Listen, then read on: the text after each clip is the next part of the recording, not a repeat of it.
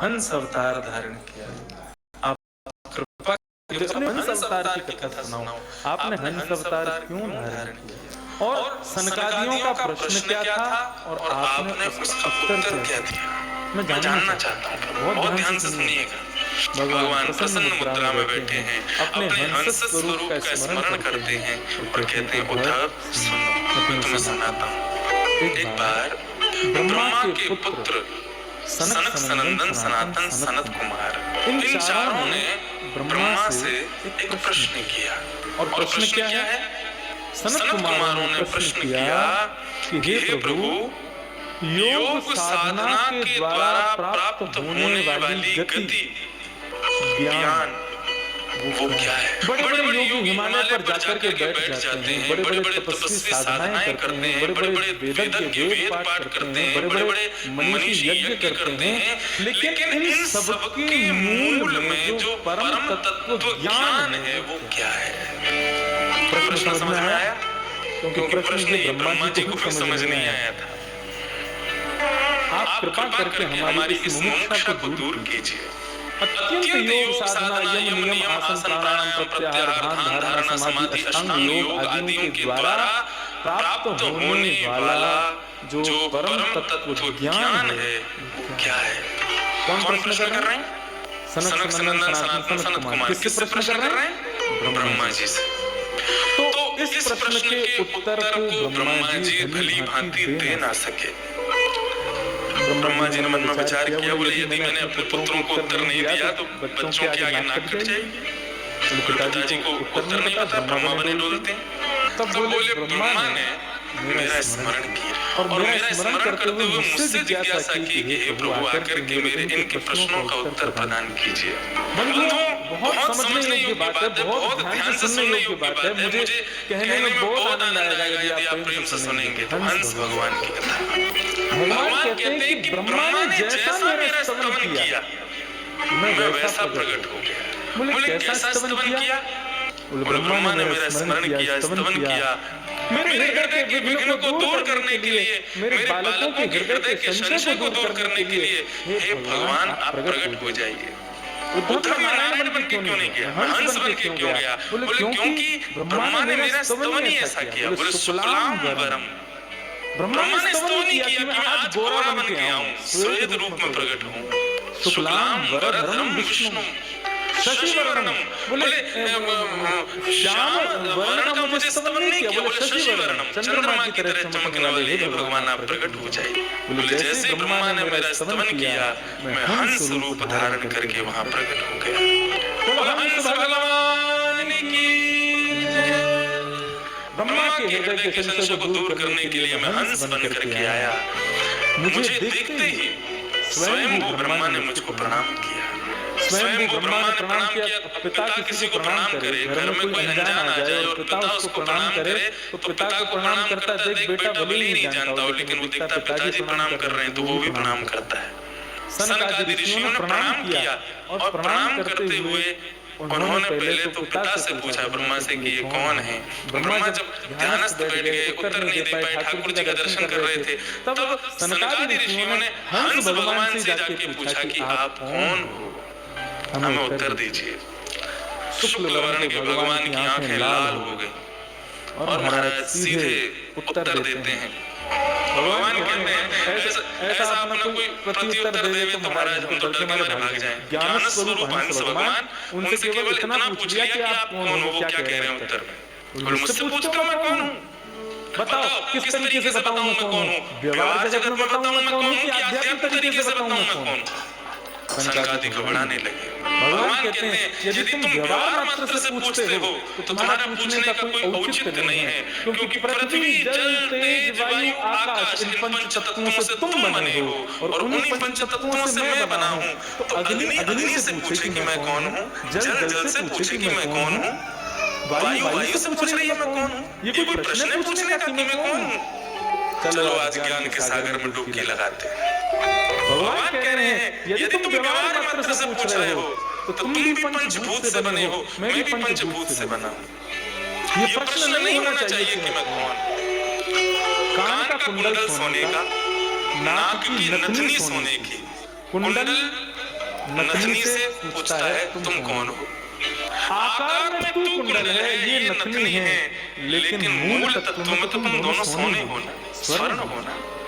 मिट्टी से बने हुए दिया और मिट्टी से बना हुआ घड़ा आपस में बात कर रहे हैं। दिया घड़ा से पूछ रहा है तुम कौन हो। घड़ा उत्तर देता है आकार में तू दिया है, क्या बोलते हैं उसको, दिया ही बोलते हैं, जो जिसमें दिया रखते हैं उसको क्या बोलते हैं, दीवला हमारी ब्रज भाषा में कहते हैं। तो समझ गए ना, बस समझ में आना चाहिए।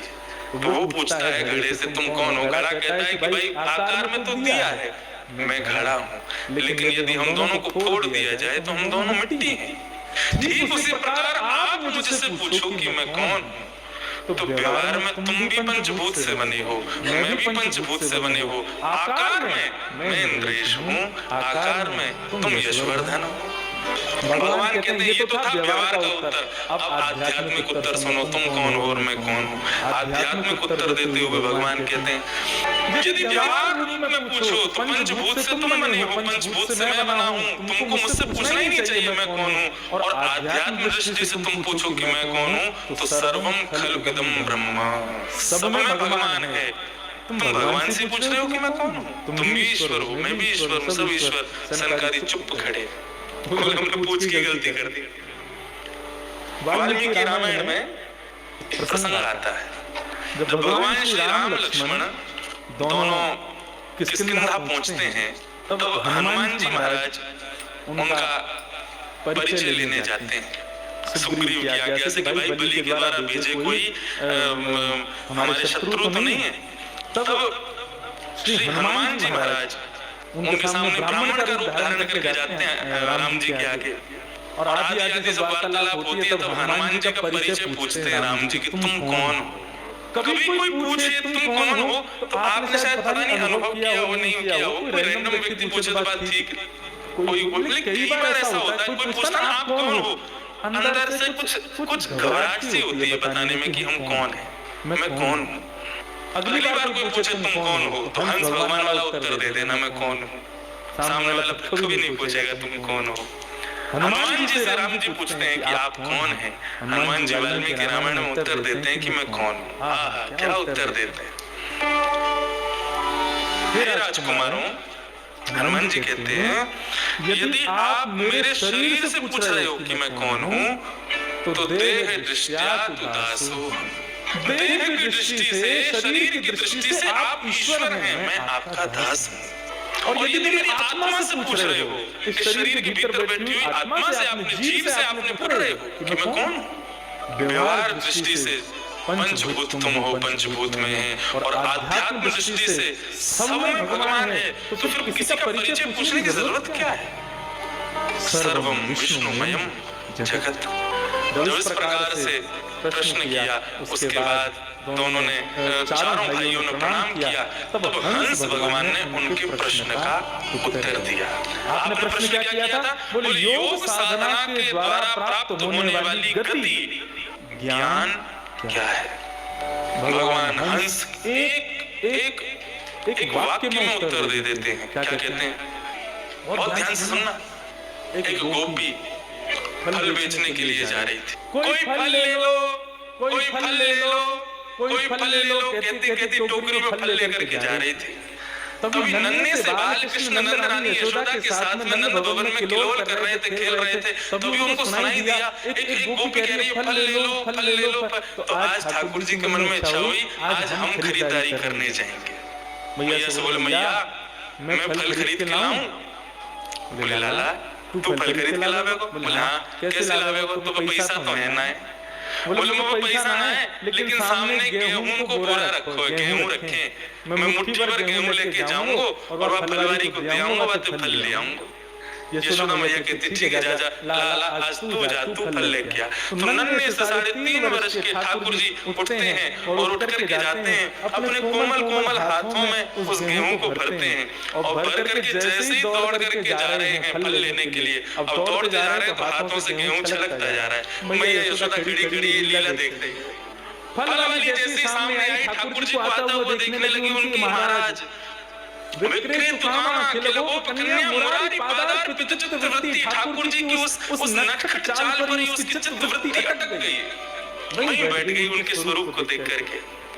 अंत में ठाकुर जी पहुंचे, बोले हमको फल चाहिए। अरे गोपी सुनना नहीं, हमको फल चाहिए। गोपी बहुत देर तक तो उसकी चित्त वृत्ति हटी ही नहीं, वो ठाकुर जी के रूप को स्पंदन ले रही है, उनके रूप का ही दर्शन कर रही है। ठाकुर जी ने कही गोपी हमको फल चाहिए। तब गोपी को होश आया, बोले अच्छा फल चाहिए, फल फ्री में तो मिलेगा ना, कछु तो देना पड़ेगा, कछु व्यय तो करना पड़ेगा। बोले हाँ हम घर से गेहूं लेके आए। बोले अच्छा लाओ मेरी झोली में डाल दो। जैसी गोपी ने झोली करी, ठाकुर जी ने अपने हाथ खोले तो केवल एक गेहूं का दाना बचा। सब गिर गए, रास्ता में कूदते फांदते आओगे तो गिर ही जाएंगे। ठाकुर जी बोले ले, एक गेहूं का दाना उसकी झोली में डाल दिया। उसको देख करके नेत्र सजल हो गए। उसको बोले लाला फल कहाँ लेके जाए को? बोले जहाँ जहाँ तू कुछ जगह देखे मामा रख दे। ठाकुर जी की काली कमली निकालती है, उसमें फल रख करके कमर पे बांध दिए, कुछ धोती में अटका दिए, कुछ हाथ में ले लिए, कुछ इस प्रकार से ठाकुर जी ने मतलब अपनी हाथों के नीचे दबा लिए और उन फलों को लेकर के ठाकुर जी जा रहे हैं। धोती फूल गई है, चारों तरफ से फल भरे हुए हैं। अब इतना भार हो गया कि ठाकुर जी चलते चलते लुढ़क जाते हैं। उस स्वरूप का दर्शन करती हुई गोपी जब अपने फल को उठा करके चलती है तो आगे चलती चलती ये नहीं कह रही फल ले लो, कोई घनश्याम ले लो, नंदलाल ले लो, गोविंद ले लो, गोपाल ले लो। अब ये नहीं कहती सेब ले लो, फल ले लो, ठाकुर जी का नाम गाते जा रहे। हंस भगवान कह रहे हैं इस स्थिति को ज्ञान कहते हैं। इस स्थिति को सब साधनों का मूल कहते हैं, सब यज्ञों का, सब तपस्याओं का, सब पूजा अनुष्ठान व्रत नियम सबका फल ये स्थिति है। अगर ये स्थिति आ जाए तो समझ लो हमारा साधन सफल हुआ। और ये स्थिति नहीं आई है तो अभी भी साधन में रुकना नहीं है, करते रहो करते रहो करते रहो। लेकिन उसी प्रकार कृष्ण प्रेम में, नारायण प्रेम में, भक्ति प्रेम में जो व्यक्ति रम जाता है उसको सर्वम खलविदम ब्रह्म, सब में ब्रह्म दिखने लगे, सब में राधा रमण दिखने लगे। ये यही ज्ञान है। हंस भगवान ने ये उत्तर दिया। सनक सनंदन सनातन सनत कुमारों ने दंडवत प्रणाम करते हुए नमन किया। बोले प्रभु धन्यवाद हमें उत्तर देने की। भगवान हंस ने उत्तर दिया। भगवान कृष्ण ये कथा सुना रहे थे, सामने बैठे हुए उद्धव के नेत्र सजल हो गए। बोले प्रभु ये स्थिति मुझ में कब आएगी? इस स्थिति का मैं कब होऊंगा? भगवान कहते हैं अभी सुरदन करने लगा, अभी तो संवाद शुरू हुआ है, अभी तो बहुत कुछ बताना है तुझे। एक शास्त्र की बड़ी सुंदर कथा है। एक व्यक्ति जंगल में घूम रहा था और भ्रमण करते करते करते करते अर्धरात्रि हो गई। उसको पता नहीं लग रहा था मैं कहाँ जा रहा हूँ, कहाँ पहुंच गया, कहाँ अब मुझे कहाँ जाना चाहिए। भगवान का स्मरण करता करता बेचारा कहीं जा रहा था, तभी जंगल में उसको एक छोटा सा घर दिखाई दिया। वो उस घर के बाहर अपनी बैलगाड़ी खड़ी करके उसमें अंदर प्रवेश कर गया। जैसे अंदर प्रवेश किया तो जो घर का मालिक था, आदमी था, वो तो कहीं काम से गया था, उसकी पत्नी घर पे थी। तो पत्नी से कहा, पत्नी ने पूछा, बोले कि आप कौन हो? बोले कह रहे हम तुम्हारे पति के बहुत पुराने संबंधी हैं, हम रिश्तेदार लगते हैं उनके। हम पहले वो एक गांव में रहते, तमाम साथ में मिले थे। आज मैं उनसे मिलने आया, लेकिन मुझे पता होता वो नहीं है तो मैं नहीं आता, लेकिन अब क्षमा करें अर्धरात्रि हो गई, मैं कहाँ जाऊँ? पत्नी ने कहा नहीं नहीं आप हमारे मेहमान है, पधारो विराजो। अब वो आकर के बैठे तो इतने में ही उसका घर वाला आ गया। घर वाले ने आकर के पूछा, पत्नी रसोई में लगी थी। बोले भैया आप कौन? बोले हम तुम्हारी पत्नी के पुराने रिश्तेदार हैं। पति से बोल दिया कि तुम्हारे पत्नी से बोल रहा पति के रिश्तेदार, और पति से बोलता है हम तुम्हारी पत्नी के रिश्तेदार। उसने कहा कोई होगा, मामा फूफा का बेटा आया होगा। अच्छा भैया और कुछ लाऊं? बोले नहीं नहीं बस हो गया प्रसाद, अब मैं सोऊंगा, सुबह फिर चाय पी के निकल जाऊंगा। बोले ठीक है। और रात में वो सोने के लिए गया तो दोनों पति पत्नी अपने कक्ष में आए, आकर के और एक दूसरे से पूछने लगे ये कौन है? बोले मुझे क्या पता, तुमको पता होगी कौन है? बोले नहीं तुमको नहीं पता कौन है, मैंने सोचा तुम्हारे मामा का बेटा। बोले मेरे मामा का बेटा कहाँ से? मुझे लगा तुम्हारे चाचा का बेटा होगा। बोले तुमसे क्या कह के आया? बोले मुझसे बोला पति का रिश्तेदार। और तुमसे क्या बोला? मुझसे बोल रहा था पत्नी का रिश्तेदार। अरे राम राम, अब रात में इसको कहाँ भगाएं, चलो सो जाने दो, सुबह फिर देखेंगे। सुबह हमारा चाय नाश्ता हुआ, तब तक कुछ नहीं। अब मेहमान है बेचारा, हो सकता है कि पहले क्या होता था, आजकल तो सगे रिश्तेदारों को नहीं पूछते हम। पहले क्या होता था, गांव का भी कोई आ जाता था ना, हमको पता नहीं होती थी कौन है, तो हम हिचकते थे पूछने में। क्यों? अपमान हो जाएगा, पूछेंगे भाई तुम कौन हो। हो सकता है हमारे दादा परदादा के किसी संबंध में से कोई आया हो। तो प्राचीन काल में तो सबको स्थान दिया जाता था घरों में। सुबह चाय नाश्ता हुई तो फिर बड़े सकुच आए हुए पति ने पूछा, भैया तुम्हारा हमारा संबंध कैसे है, मतलब मैं आप पत्नी के रिश्तेदार हो कि मेरे? तो उसका हाथ पकड़ करके लेते आता, अपनी बैलगाड़ी दिखाता है, बैलगाड़ी का चक्का दिखाता है। बोले चक्का देख रहे हो? बोले हाँ। काय का चक्का है? बोले लकड़ी का। बोले काय की लकड़ी है? बोले बेर की लकड़ी लग रही है। बोले हाँ, बेर की लकड़ी का चक्का है हमारी बैलगाड़ी में, और तुम्हारे आंगन में बेर का पेड़ खड़ा है। तो अस्माकं बदरी चक्रे युष्माकं बदरी गृहे बादरायण संबंध। बोले बेर बेर दोनों संबंधी हैं, इसलिए हम दोनों संबंधी हो गए। यूयम यूयम वयम वयम, बाकी तुम हो, मैं हूं। उस व्यक्ति ने अपनी बैलगाड़ी के चक्के की लकड़ी का संबंध बना दिया सामने वाले के आंगन में लगे हुए पेड़ से, और उस नाते से वो एक रात उनके घर में खा पी करके रह करके चला भी गया। हम ठाकुर जी से जानबूझ के भी कोई संबंध नहीं बना सकते। यदि इस प्रकार हम भी ठाकुर जी से कोई संबंध अपना स्थापित कर रहे हैं, तो क्या हमको ठाकुर जी अपने हृदय में निवास नहीं देंगे? एक रात्रि गलती कहीं सही, निवास तो मिलेगा ना। यदि संसार रूपी सागर से बचना है, इस भवाटवी से बचना है, तो ठाकुर जी से जबरदस्ती कहीं सही संबंध बनाओ। देखो किसने संबंध बनाया? गोप्य कामा, गोपियों ने बनाया। किसका संबंध बनाया? बोले प्रेम का संबंध बनाया। भयात कंस, कंस ने किसका संबंध? भय का संबंध बनाया। वो भय के कारण ही सही नित्य भगवान का स्मरण तो करता है। स्मरण बनना चाहिए, स्मृति बननी चाहिए, चाहे वो भय से बने, चाहे प्रेम से बने, चाहे जबरदस्ती बने। लेकिन इस संसार रूपी जंगल से यदि निकलना है, एक ही उपाय है, ये कृष्ण रूपी सिपाही को अपना रिश्तेदार बना लो। व्यास जी कथा कर रहे थे, और कथा में प्रसंग कह रहे थे कि मैया ने लाला को उखल से बांध दिया और कहा, अब तू यही में बंद रहेगा, ना तो रोटी मिलेगी, ना माखन मिलेगा, ना जल मिलेगा, यही धूप में खड़े रहे, उखल से बंद हो रहे। ठाकुर जी उखल में बंद गए। अब भैया समय हो गया, आगे की कथा हम कल सुनाएंगे। व्यास जी ऐसा कह के चले गए। रात्रि में व्यास जी की चोरी हो गई, सारा सामान चोरी हो गया। केवल जिस बिस्तर पर व्यास जी सोए थे वो बिस्तर रह गया, और उनके मंदिर में लाल जी जो उनके ठाकुर जी थे वो रह गए। बाकी लाल जी का सिंहासन भी ले गए चोर, कुछ नहीं छोड़ा।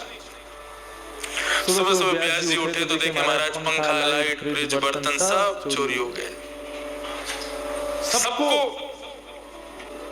चोरी होता देख व्यास जी सुबह उठते अपने गोपाल जी के पास गए, देखा सब चोरी हो गया। गोपाल जी से जाकर के कहने लगे, बोले मैंने इतना सब कुछ किया आपके लिए, इतनी कथाएं की, इतने आपके नाम गुणानुवाद किए, इतने भक्त आपके जीवन में बना दिए, लेकिन आज मेरी जरा सी रक्षा नहीं कर पाए आप।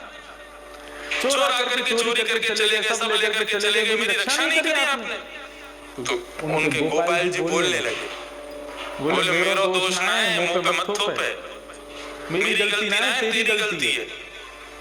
बोले मेरी गलती क्यों? मेरी गलती तो है कि मैं कथा करता हूँ, मैं ये सब कर रहा हूँ, मेरी तो गलती है। भगवान बोले तुम्हारी गलती इसलिए है कि कल कथा आप कर रहे थे, कथा में आप क्या कह रहे थे कि मैया ने लाला को उखल से बांध दिया। उसके बाद आप बोले कि भाई समय हो गया, कथा कल सुनाएंगे। रात भर उखल में बंधे रहे हम, यदि हमारे हाथ खुले होते तो बचा लेते ना तुमको। अब तुम कथा में हमको बांध के गए थे तो मैं कैसे बचाता? सात्विक गुण बहुत अच्छा है, तामसी और राजसी गुण से तो श्रेष्ठ है, लेकिन सात्विक गुण वाला भी भगवान को उतना प्रिय नहीं। प्रिय तो है लेकिन उतना प्रिय नहीं है। क्यों? क्योंकि भगवान कहते हैं सारी जिम्मेवारी मुझ पर रखता है। भक्तमाल में कथा आती है, दो हंस थे, वो संतों की बड़ी सेवा करते थे। कैलाश मानसरोवर में दो हंस निवास करते थे। संतों के बड़े सेवक थे। एक बार एक नगर के राजा को कुष्ठ रोग हो गया। बहुत उपचार कराया, ठीक नहीं हुआ, तो एक वैद्य ने कहा कि महाराज, मानसरोवर से हंस पकड़ के लाया जाए, उसको मारा जाए, उसके भीतर से कुछ निकाल करके उसका एक औषधि बनेगी, उसको ग्रहण करोगे तब आपका रोग दूर होगा। राजा ने अपनी सेना भेज दी, जाओ मानसरोवर से हंस उठा लाओ। पहले मानसरोवर पर बहुत हंस होते थे, आजकल होते हैं, लेकिन जिन पर शंकर जी की कृपा होती है उन्हीं को दिखते हैं, सबको नहीं दिखते। तो महाराज वो दूत जैसे हंसों के पास भागे पकड़ने के लिए, तो उन बंधन बनाने वाले उन लोगों को देख करके हंस दूर दूर भागे। राजा के सैनिकों ने देखा ये हमसे दूर दूर भाग जाते हैं, इनको कैसे पकड़ा जाए। तभी उन राजा के सैनिकों ने देखा कि जब संत मानसरोवर में आचमन करने आते हैं तो हंस आकर के उनको प्रणाम करते हैं, उनसे बात करते हैं, उनके चरणों में दंडवत करते हैं। सैनिकों ने कहा अगर हम सैनिक वेश में गए तो ये हमसे दूर भागेंगे, यदि हम संत का वेश धारण कर लें तो ये हमारे पास आ जाएंगे।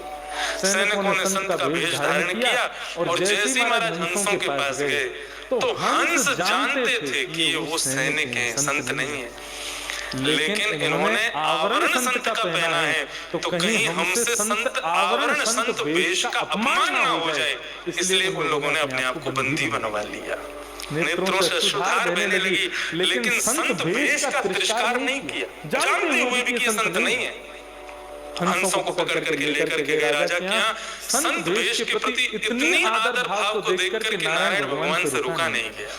भगवान एक वैद्य का रूप धारण करके राजा के यहाँ आ गए और राजा से आकर के कहा, बोले आप इन हंसों को मुक्त कर दीजिए, मेरे पास एक दवाई है, औषधि, मैं आपको दूंगा, आपका रोग दूर हो जाएगा। राजा बोला पहले रोग दूर होना चाहिए तब हंसों को मुक्त करूंगा। भगवान ने जैसे ही राजा को वो औषधि लगाई, राजा का रोग दूर हो गया, राजा ने हंसों को मुक्त कर दिया। लेकिन जो सैनिक संत वेश धारण करके उन हंसों को लेकर के आए थे, वो जब हंसों को छोड़ने गए तो हंसों ने उनको प्रणाम किया। सैनिकों ने पूछा, बोले आपको पता था ना कि हम वही सैनिक हैं? बोले हाँ हमें पता था। तो फिर आप बंधन में क्यों आ गए? बोले आपके वेश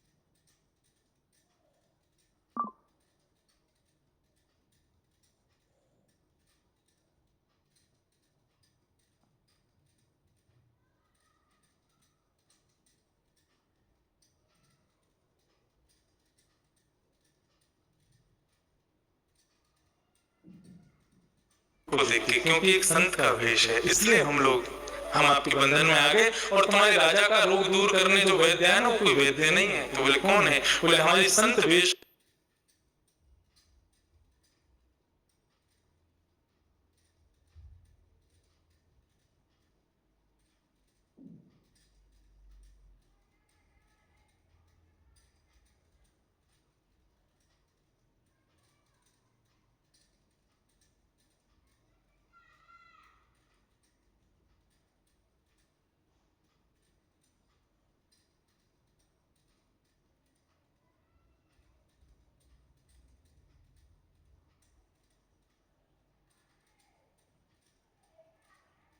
के प्रति निष्ठा देख करके स्वयं श्रीमन नारायण पधारे थे।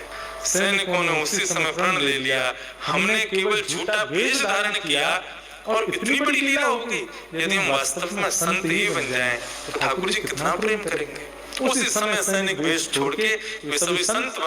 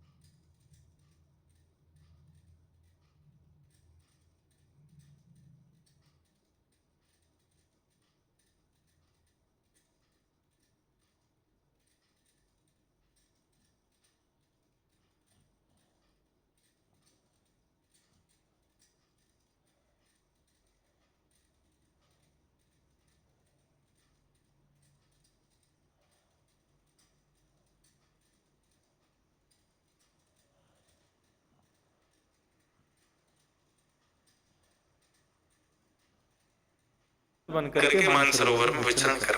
तो देखो वेश के प्रति निष्ठा। एक और कथा सुनो। एक संत थे, गंगा किनारे उनका आश्रम।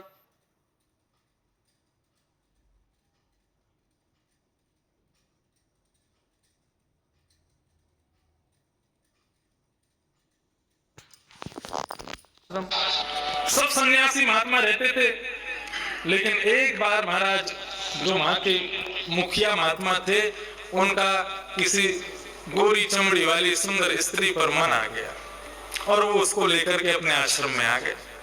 अब गुरु माँ के आते ही महाराज धीरे धीरे सब जाने लगे, बोले कि यहाँ रहना ठीक नहीं है, हम तो सन्यासी हैं और ये महात्मा क्या कर रहे हैं। धीरे धीरे सब चले गए, लेकिन एक शिष्य छोड़ के नहीं गया, उसको अपने गुरुजी पर पूर्ण विश्वास था और मेरे गुरुजी कुछ गलत नहीं करेंगे। उसकी भावना ऐसी थी कि यदि मेरे गुरुजी को ये प्रिय हैं तो मुझको तो ये दुगनी प्रिय होनी चाहिए, मेरे गुरुजी की प्रिय सी, ऐसी भावना रखता था। भगवान को एक दिन क्रोध आ गया। भगवान बोले इसके अंदर गुरु के प्रति कितनी निष्ठा हो, गुरु देखो उतना ही पाप करता जा रहा है, अब इसको वहां रहने का अधिकार नहीं है, इसको हम लेके वैकुंठ आ जाएंगे। रात्रि में सो रहा था बिस्तर पर, बाहर खटिया डाल करके आंगन में, इतने में ही भगवान गरुड़ पर बैठ करके वहां पहुंच गए, उठ के बैठ गया। उसने देखा शंख चक्र गदा पद्मधारी नारायण भगवान तेजोमय भगवान गरुड़ पर बैठ करके पधारे। जैसे ही भगवान पधारे उसने उठ करके कहा महाराज आप कौन? बोले मैं भगवान हूँ, आपको लेने आया हूँ। गुरु के प्रति निष्ठा देख करके मुझसे रहा नहीं गया, मैं लेने आ गया, चलो तुमको वैकुंठ लेकर के चले। उसने कहा महाराज जी मैं चलने को तैयार हूँ, लेकिन पहले मैं गुरुजी से आज्ञा लूंगा, गुरुजी कह देंगे जाओ तब चलूंगा। भगवान बोले जल्दी आज्ञा लेके आ। शिष्य गया गुरुदेव के पास, गुरुजी सो रहे थे, जाके उठाया, बोले गुरुदेव भगवान लेने आए हैं, मैं जाऊं? गुरुजी बोले कहाँ है भगवान? बोले बाहर आंगन में खड़े हैं। गुरुजी ने देखा तो बाहर आंगन में कोई नहीं दिखा। बोले मुझे तो दिख नहीं रहे। बोले अरे वो खड़े तो है सामने, हंस पर बैठे हैं। बोले मुझे नहीं दिख रहे। बोले तुम भगवान से बोलो पहले मुझे दर्शन दें तब तुमको ले जाएं। वो दौड़ा दौड़ा गया, बोले प्रभु मैं चलने को तैयार हूं, मेरे गुरुजी खड़े हैं, उनको जरा दर्शन दे दो। भगवान बोले उसकी तपस्या नहीं है इतनी कि वो दर्शन कर सके, उसने तो अपना सन्यास धर्म भ्रष्ट कर लिया, ऐसे को दर्शन देंगे हम? शिष्य बोला तो फिर मुझे नहीं जाना आपके साथ, मेरे गुरुजी को दर्शन दोगे तो जाऊंगा, नहीं तो नहीं जाऊंगा।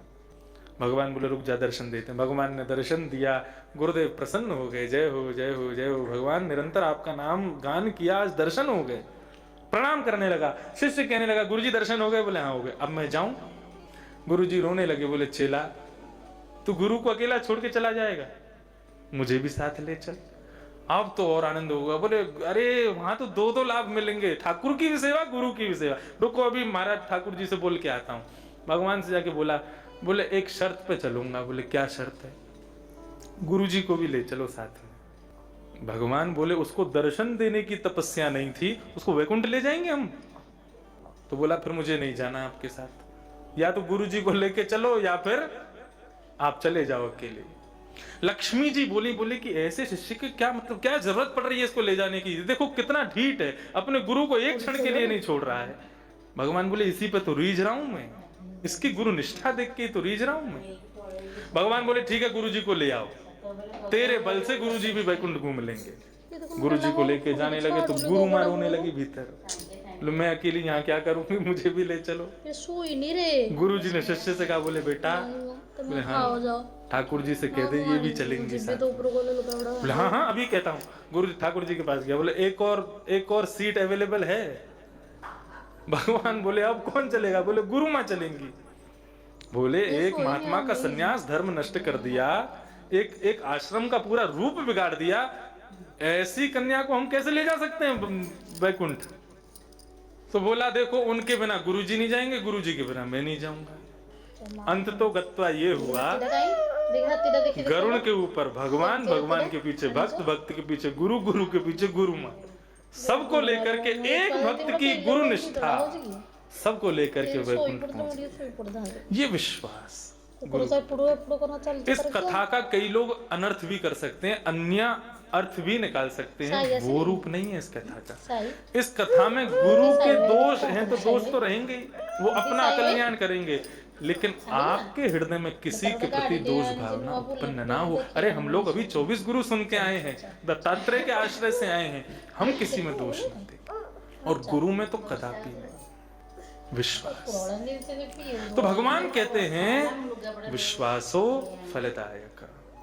मैंने शरीर दिया, कथा सुनने सुनाने के लिए ग्रंथ दिए, इन सब के बाद भी मैंने मानव स्वरूप दिया, और मयानुकूलेन नभस्वते ऋतम, मैंने अनुकूलताएं प्रदान की, उसके बाद भी यदि मानव मेरी प्राप्ति नहीं कर पाता है तो उसने अपना जीवन निरर्थक कर दिया, व्यर्थ कर दिया। इसलिए भैया जाग जाओ, उठ जाओ और लग जाओ भक्ति के मार्ग। इस प्रकार भगवान यहाँ कल्याण का मार्ग बताते हैं, और कल्याण का मार्ग बताते हुए और निर्गुण लक्षण क्या है, सात्विक, राजस, तामस। सात्विक भक्त सब कुछ भगवान की कृपा समझता है, तामसी भक्त भगवान से किसी अन्यत्र की निंदा की कामना करता है, हिंसा की कामना करता है, और राजस भक्त भगवान से ऐश्वर्य मांगता है। ये तीन प्रकार के भक्त बताते हुए भगवान देवहूति को बताते हैं, माँ मेरे चौथे भक्त होते हैं निर्गुण भक्त, और ये मुझे बहुत प्रिय है। निर्गुण भक्त का लक्षण क्या है? बोले निर्गुण भक्त का लक्षण है वो मुझसे कुछ नहीं मांगता, वो मेरे से कोई अपेक्षा नहीं रखता। जब कभी भी मांगने का मन होता है तो मुझसे मुझको मांगता है कि आप मुझे मिल जाओ, आप मेरे हो जाओ। मैं कोई भी क्रिया ऐसी ना कर दूं जिससे ठाकुर जी मुझसे विमुख हो जाएं। मेरी प्रत्येक क्रिया वो हो जिससे ठाकुर जी मुझे अंगीकार करें, मुझे स्वीकार करें। ये एक निर्गुण का लक्षण है, और निर्गुण मुझे बहुत प्रिय है। गोपियां, ब्रज की गोपियां निर्गुण भक्त हैं। उद्धव जाकर के कहते हैं अपना मन किसी और में लगा लो। गोपियां कहती हैं बावड़े 10-5 मन है क्या हमारे पास? एक ही मन है, एक हतो सो गयो श्याम संग। एक ही मन था, को आराधे ईश, उद्धव मन ना रहे 10-20। ये नैर्गुण्य भाव ये गोपियों का है, ये निर्गुणता गोपियों में। और यही निर्गुणता दत्तात्रेय के गुरुदेव बालकों में, वो निर्गुण होते हैं।